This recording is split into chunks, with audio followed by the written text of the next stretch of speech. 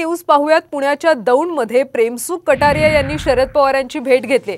कटारिया हे आमदार राहुल कुल यांचे कट्टर समर्थक आणि नागरिक संरक्षण मंडळाचे अध्यक्ष आहेत।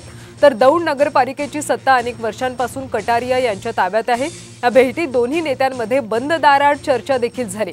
2019च्या लोकसभेत राहुल कुल यांच्या पत्नी कांचन कुल यांनी सुप्रिया सुळेंच्या विरोधात निवडणूक लढवली होती।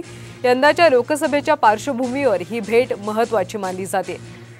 पुण्याच्या दौंडमध्ये प्रेमसुख कटारिया यांनी शरद पवार यांची भेट घेतली। कटारिया हे आमदार राहुल कुल यांचे कट्टर समर्थक मानले जातात। तर दौंड नगरपालिकेची सत्ता गेल्या अनेक वर्षांपासून कटारिया यांच्या ताब्यात आहे। या भेटीमध्ये दोन्ही नेत्यांमध्ये बंद दाराआड चर्चा झाली। 2019च्या लोकसभेत राहुल कुल यांच्या पत्नी कांचन कुल आणि सुप्रिया सुळे यांच्यामध्ये लढत झाली होती आणि यंदाच्या लोकसभेच्या पार्श्वभूमीवर ही भेट अतिशय महत्त्वाची मानली जाते।